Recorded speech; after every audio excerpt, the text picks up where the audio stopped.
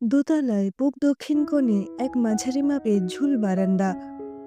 সেখানে এক মস্ত মাপের দোলনা টাঙানো লোহার ফ্রেমে। সেই গেলবারের ছুটিতে এসে মইনাকেই দোলনাখানা টাঙিয়ে দিয়ে গিয়েছিল। চুপি চুপি কখন যেন দোকানে অর্ডার দিয়ে তৈরি করে মিস্ত্রি ডেকে জায়গা মতো টাঙানোর আগে পর্যন্ত কেউ কিচ্ছুটি বোঝেনি। না অনুপমা, না নির্মলেন্দু। ছেলে মইনাক বাবা মাকে চমক দিয়েছিল বাবা মায়ের ৩৫ বছরের বিবাহবার্ষিকীতে উপহার হিসেবে। নূপুর মানে মৈনাকের বউ মোটেই এই দোলনা পর্বটিকে সোজা মনে মেনে নেয়নি। উল্টে নিজের বাবা মায়ের প্রচ্ছন্ন মতেতেই হয়তো গুচ্ছের বাঁকা কথাও শুনিয়েছিল মৈনাককে, ঠারে ঠোরে মৈনাকের বাবা মাকে, অর্থাৎ শ্বশুর শাশুড়িকে। সেও আজ অনেক কালেরই কথা। মৈনাককে নূপুর কথা শুনিয়েছিল। আদিক্ষেতা কত, ৩ কাল গিয়ে ১ কালে ঠেকেছে। মরবার বয়স পেরোতে চলেছে, এখন নাকি বাবা মা দোলনায় বসে দোল খাবে। আশেপাশের লোকের কথা তো আর শুনতে হয় না তোমাকে, সবই তো আমার ঘাড়ের ওপর দিয়ে চলে। ৯ মাসে ৬ মাসে ছুটি নিয়ে আসো, বন্ধু বান্ধব আড্ডা হৈ হৈ করে চলে যাও। কোন খেয়ালটা রাখো শুনি? বলেছিলাম একটা স্কুটি কিনে দাও। দোকান বাজার সবই তো করতে হয় ওই রিক্সা নিয়ে, এক গাদা খরচা করে, নয়তো হেঁটে। তা না, কোত্থেকে একটা দোলনা খাটানো হয়ে গেল। মৈনাক ভারী অস্বস্তিতে পড়ে। শাশুড়ি জামের পাতে আরো অনেকখানি মাংস ঢেলে দিয়ে বলেই ফেলল, হ্যাঁ বাবা মৈনাক, রূপা তো ভুল কিছু বলেনি। তোমার অবর্তমানে সবই তো ওকেই করতে হয়, ওর কথাটা তো ফেলনা নয়। টেবিলের উল্টো পিঠে বসা শ্বশুর বেশ করে মাংসের ঝোল দিয়ে ভাত মেখে গরাস পাকিয়ে মুখে পুরে হড়বড় করে বলে উঠল, এটা হক কথা বটে। এতখানি খরচার আগে স্বামী স্ত্রীর মধ্যে একটা আলোচনা করা উচিত ছিল। তাছাড়া কোথায় কিসে খরচা করছো সেটাও তো ভাবা খুবই দরকার। তোমার বাবা মায়ের কি এখন দোলনায় চেপে দোল খেয়ে ভালোবাসা করবার বয়স আছে?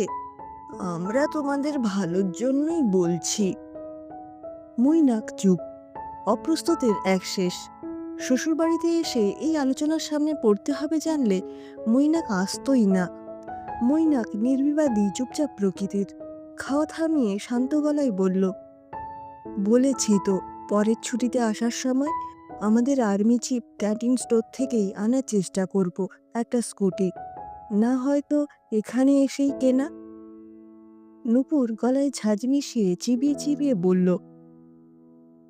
আবার হয়তো কোনো নতুন বাহানা বেরোবে, বাবা মায়ের দরকার পড়ে আবার কিসের না কিসের।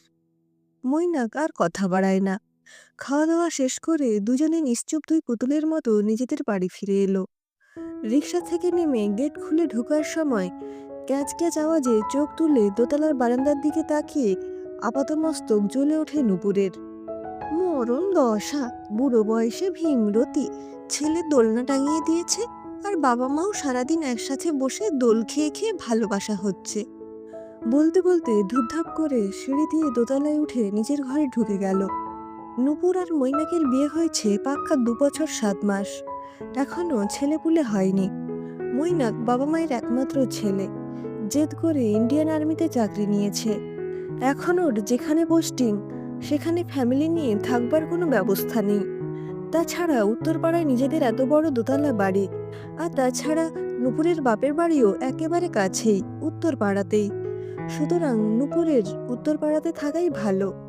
এই সব জেনে শুনেই তো দুবাড়ি থেকে দেখাশুনো করেই বিয়ে মৈনাক নূপুরের। ভালো চাকরি, পরিবার, ঘরবাড়ি দেখেই বিয়ে হয়েছে। তবে শ্বশুর শাশুড়ি যে এমন নির্লজ্জের মতো দিনরাত একে অপরকে চোখে হারায় তার আগে কে জানতে পেরেছে। মৈনাকও তেমনি, বলে কি না, ভালোবাসার আবার বয়স কি?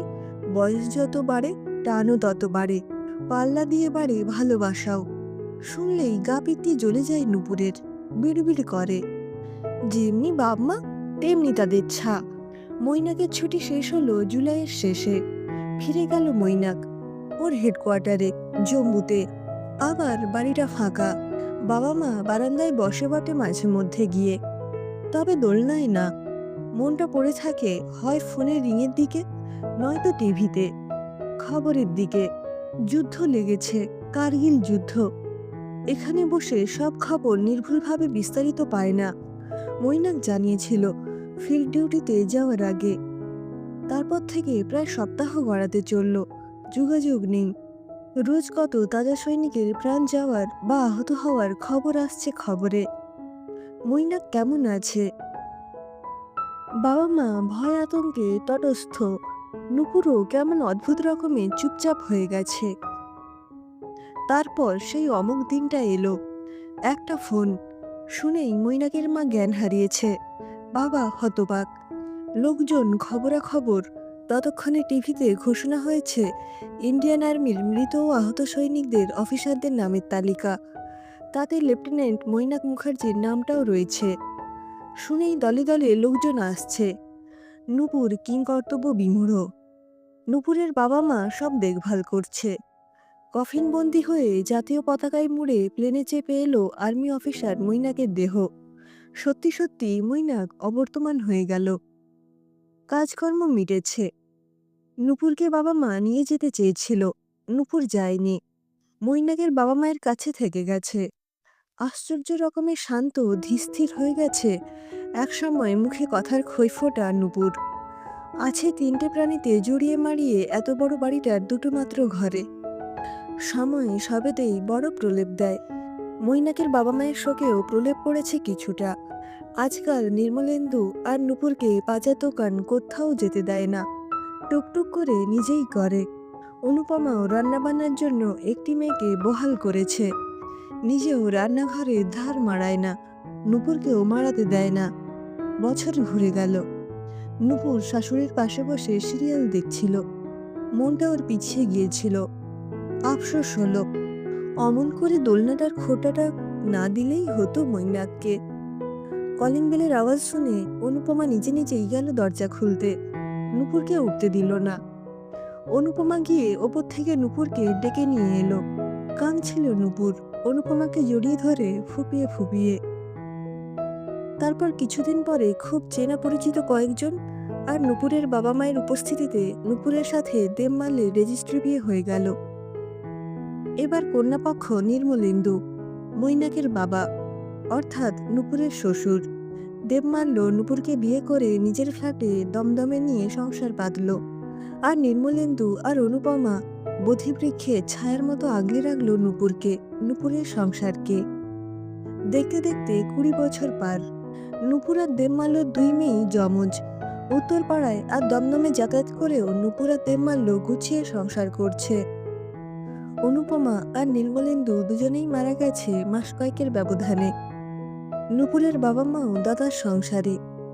তবে নির্মলেন্দু অনুপমার উত্তরপাড়ার বাড়ি নূপুরের নামে। বাড়িটা অনেক বছর সংস্কার হয়নি। নূপুরা ঠিক করেছে দমদমের ফ্ল্যাট ভাড়া দিয়ে উত্তরপাড়ায় চলে আসবে। মেয়েরা দুজনেই পড়াশোনার খাতিরে অন্য শহরে। উত্তরপাড়ার বাড়ির রেনোভেশন শেষ হতেই চলে এলো নূপুররা উত্তরপাড়ায়। খুব সুন্দর করে সাজানো গোছানো হয়েছে ঠিকই, তবে আগের মতোই দেখে। শুধু পূব দক্ষিণের বারান্দাটা ফাইবার গ্লাস দিয়ে ঘেরা হয়েছে। আর দোলনাটাকে রং করানো হয়েছে। জং পড়েছিল। সেবার ছুটি শেষে মৈনাক জম্মুতে ফিরে যাওয়ার পর মৈনাকের বাবা মা আর একদিনের জন্য দোলনাটায় বসেনি। তারপর তো কত কিছু হয়ে গেল। আচমকা সবকিছু ওলটপালট। পূব দক্ষিণে ঘেরা বারান্দার দোলনাটায় নূপুর রাখল অনুপমা আর নির্মলেন্দুর একটা বাঁধানো ছবি, কোলে ছোট্ট মৈনাককে নিয়ে। নূপুর আঁচল দিয়ে ছবিটাকে মুছে দিয়ে দোলনাটা একটু দুলিয়ে দিল।